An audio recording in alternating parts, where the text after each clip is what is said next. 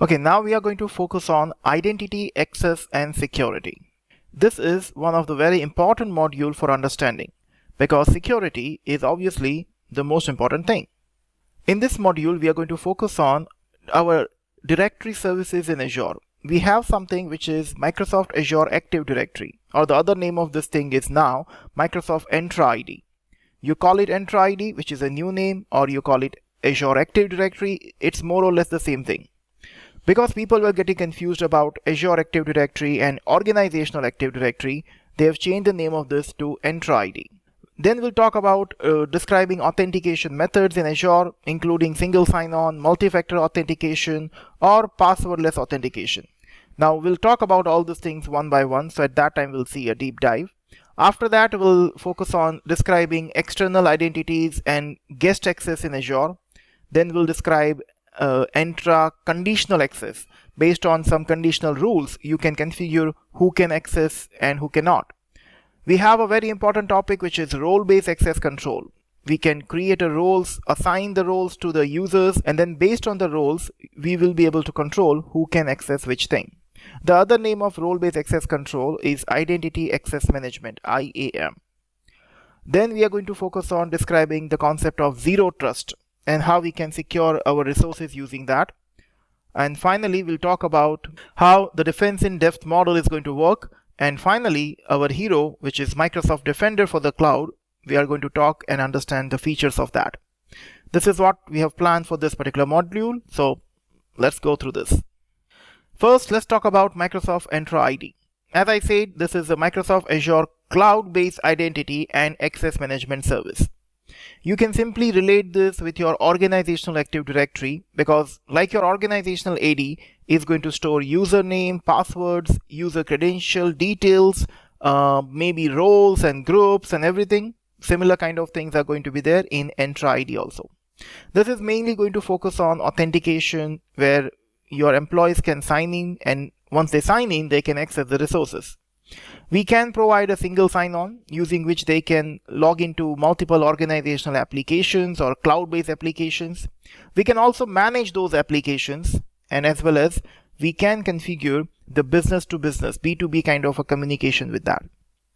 If your enterprise or organization is restricting users to access the connection of this particular server with only their own personal devices, then we can configure that also, and we can manage those devices.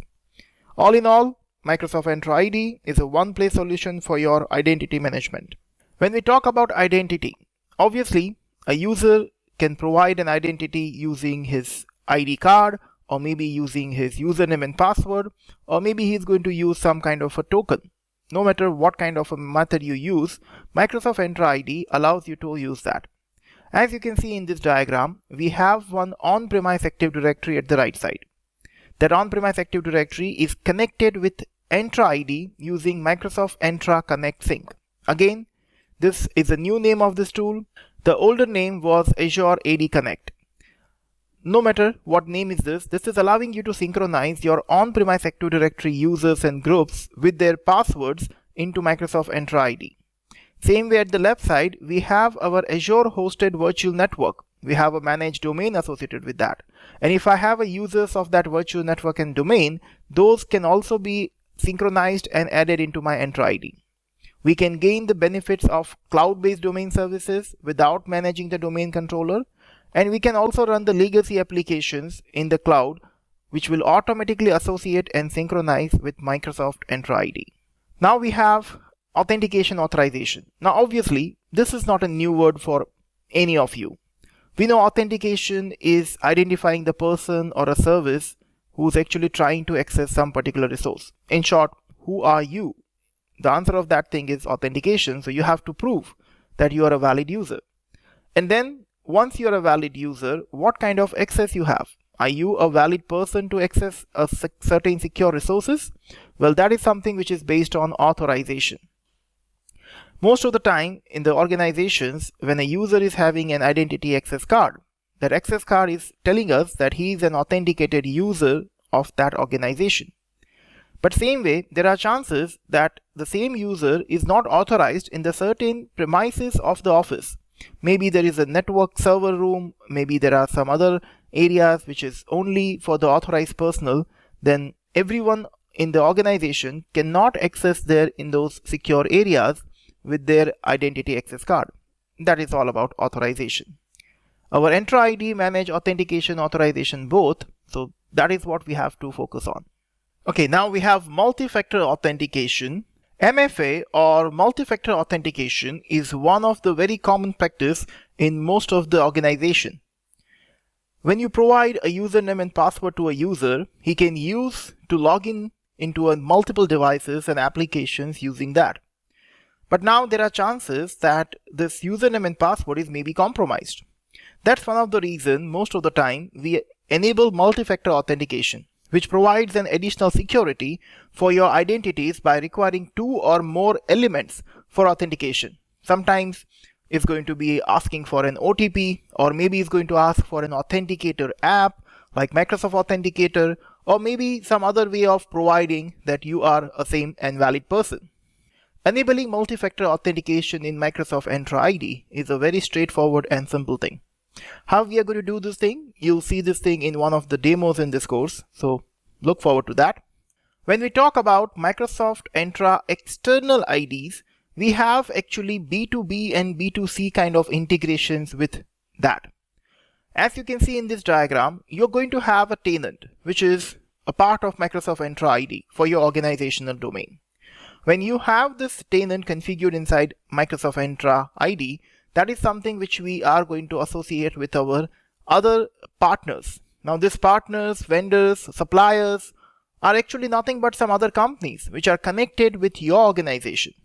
That's the reason we call this thing B2B collaboration, because in this case you will be able to invite them and then they will be able to associate with your Microsoft Entra ID. Most of the time these B2B users can be associated with very limited privileges as a guest users inside this Entra ID integration.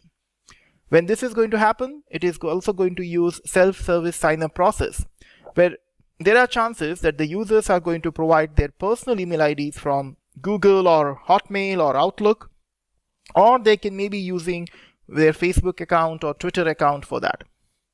This is something which is B2B kind of an integration, while the other option is B2C. This is something when you want to associate with your Azure Active Directory external identities. In this case, the Entra ID is going to associate with the customers of your published application. Think about this scenario. You have Azure Active Directory, you have created multiple applications which are already authenticated and synchronized with Azure AD.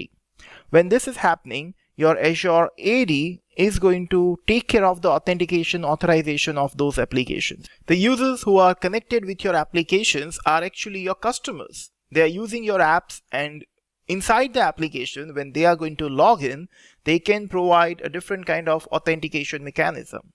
Same way, here also they can use their personal email IDs or Facebook account or maybe their organizational email ID.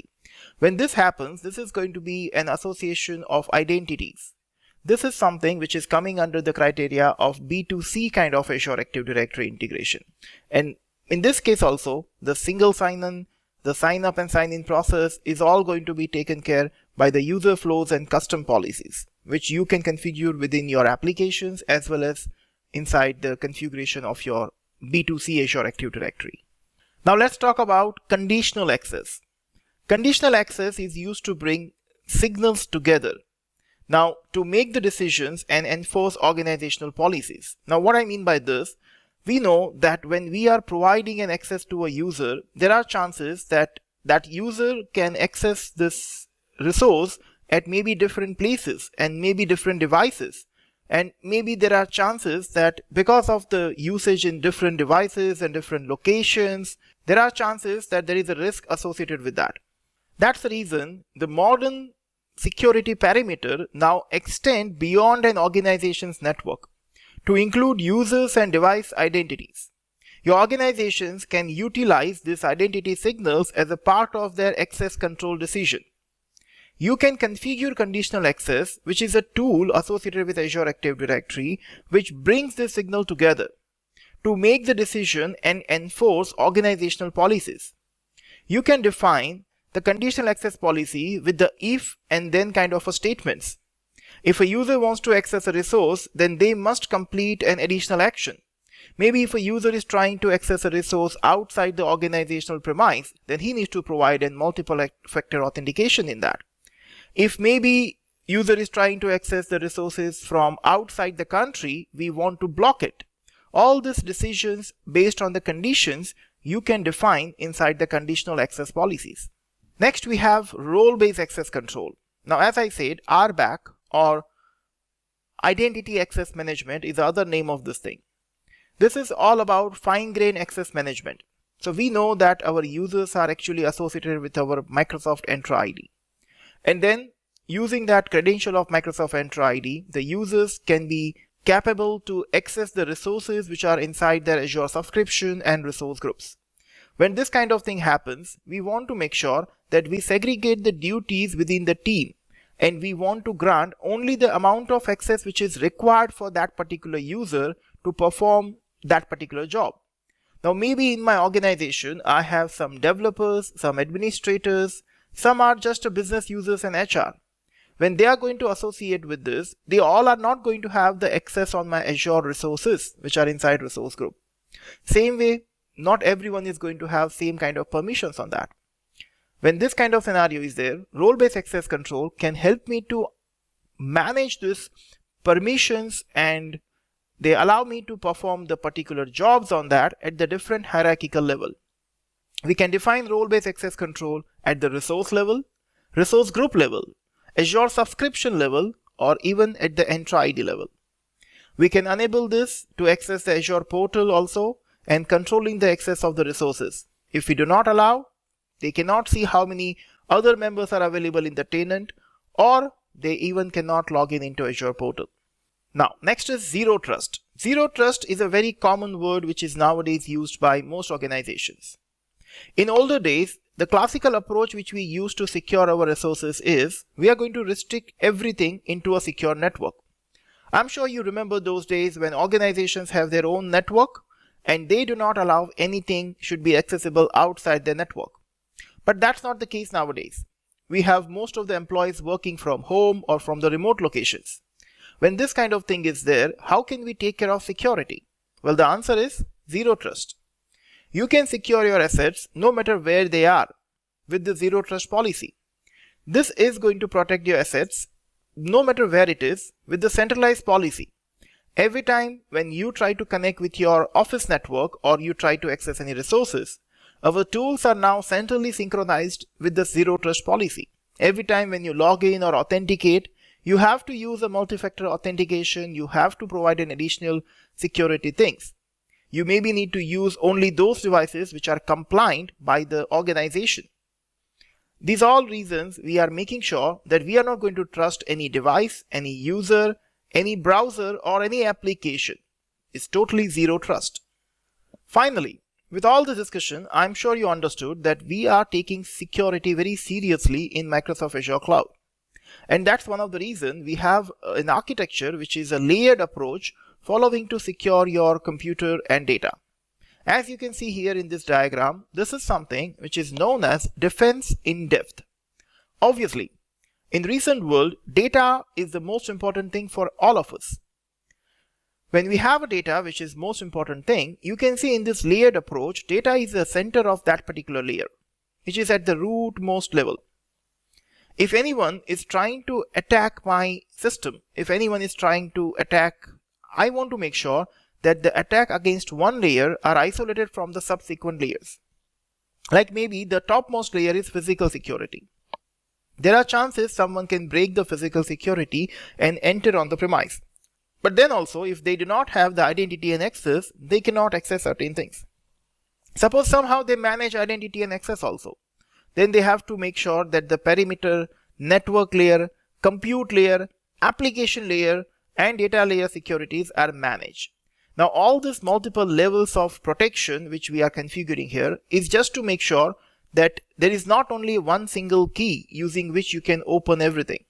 It's like you have a layered approach where we make sure that if someone has to reach to our data or the application level, they have to break through many walls. And then obviously breaking all these walls is not going to be that easy. That's one of the reasons defense in depth is one of the high priority requirement for most organizations right now to make sure that the data and their applications are secure. Now, how can we manage defense in depth? There are many tools provided by Microsoft and by some third-party vendors also. One of the tools I want to discuss right now at the end of this module is Microsoft Defender for Cloud. Now, Microsoft Defender is not a new product. You already know what is Microsoft Defender because if you have used Windows operating systems, Defender is there. But this is Microsoft Defender for Cloud, which is a monitoring service that provides a threat protection across both Azure and on-premise data center. If you have integrated your on-premise data center with Microsoft Entra ID. When you do this thing, as you can see in the slide at the right side, we have a Defender for Cloud, which is giving me one place where we can monitor everything. We can get some secure score for all my resources and services. We can also get a workload protection. We can get the whole inventory and firewall manager at the one place. We can also provide security recommendations. If we found some resources which are not having a healthy secure score, we found that there are some particular users or resources or services are not having compliance properly followed in that. We can give them recommendations. We can also detect and block malwares. We can analyze and identify potential attacks. And if some particular administrators wants to access some super secure resources, we can give them a just-in-time access control for a particular port which will be only available to them for a limited period of time. All this management and monitoring of all these things will be available to you in one single dashboard. And that's what Microsoft Defender for Cloud is capable of doing. So ultimately, Microsoft Defender for Cloud is a unified infrastructure security management system that strengthens the security posture of your data centers and provides advanced threat protection across your hybrid workloads in the cloud. As I said, not only Azure Cloud, even your on-premise things will also be managed with that. And that's the reason strengthening the security posture or protecting against the threat is the one common requirement. When you have this requirement, you have to go for Microsoft Defender for Cloud. With this, we are done with this module, and I'm sure after this module, you're surely going to go and check your knowledge with this knowledge check links. Just pause this video right now. Make sure that you're going to go to this knowledge check, or you can get the same thing on the same link which I have shared with you earlier from Microsoft Learn. These knowledge checks are important to check whether you understood concepts properly or not. If you are giving wrong answers in that, don't worry, that's a part of learning. Just make sure you can re-watch the videos and understand the concept properly.